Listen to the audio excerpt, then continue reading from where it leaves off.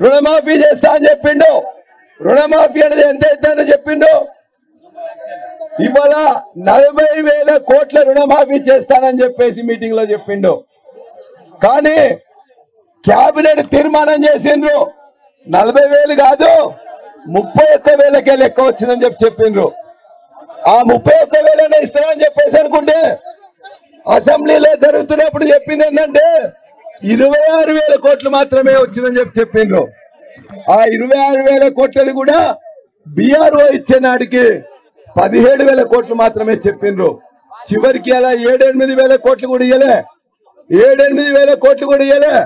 మేము వాడికి కాంగ్రెస్ ప్రభుత్వానికి సిగ్గు లజ్జ ఉన్నట్లయితే, మా యొక్క ప్రజల మీద ప్రేమ ఉన్నట్లయితే నువ్వు చెప్పినట్టు 2 లక్షల రుణమాఫీ వెంటనే ఇచ్చాయి. 2 లక్షల రుణమాఫీ చేయకుండానే హరీష్ రావు గారి మీద తిట్టదండకం పెట్టుకున్నాడు. హరీష్ రావు గారు చేస్తేనే ఆ మాత్రం కూడా వచ్చిందని చెప్పేసి అందరూ కూడా రైతాంగం గుర్తుపెట్టుకోవాలి. హరీష్ రావు గారు రోజు అసెంబ్లీలో కానీ బయట కానీ మాట చెప్పినావు ఇస్తావా లేదా అని చెప్పేసి మాట్లాడితేనే ఆ 17,000కు బీఆర్ఓ ఇచ్చిండ్రు. 7-8,000 మాత్రమే ఇచ్చిండ్రు. గ్రామంలో 30-40% కూడా రాలే. నేను రైతు బంధు సమితి అధ్యక్షుడు ఉన్న విషయం మీకు తెలుసు. కేసీఆర్ గారు నేను రైతు బంధు సమితి అధ్యక్షుడు ఉన్నప్పుడే ప్రతిరోజు లెక్కలు అడిగేవారు. ఎంతమందికి రైతు బంధు ముడుతున్నది, ఎంతమందికి ఇంక ఇవ్వాల్సిందని చెప్పి 11 సార్లు ఈ దేశంలో ఎక్కడా లేని విధంగా 11 సార్లు 72,000 కోట్ల రూపాయలు ప్రపంచంలోనే అంత పెద్ద డీబీటీ రైతు బంధు చేసిన చరిత్ర కేసీఆర్ గారిది. ఇవాళ గత పంట పోయింది.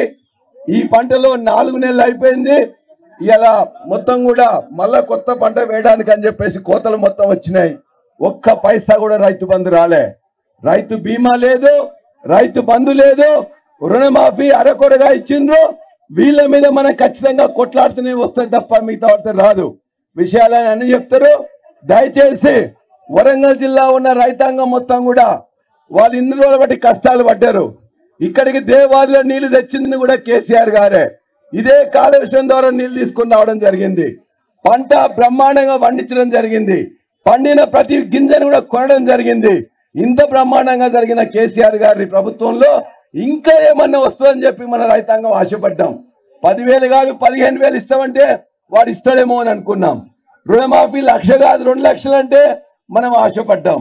రైతు బీమా 5 లక్షలు కాదు ఇంకేమో ఇస్తాడనుకుంటే ఆశపడ్డాం. మన ఆశలన్నీ కూడా అడియాసలైనాయి. ఇవాళ వాడు ఇచ్చేటోడు కాదు. ఏమన్నా ఇస్తే మళ్ళీ కేసీఆర్ గారి ప్రభుత్వం ఇస్తుంది తప్ప ఇక్కడున్న ఈ దగులుబాజీ కాంగ్రెస్ నాయకులు గాని ముఖ్యమంత్రి గాని ఇయ్యరు.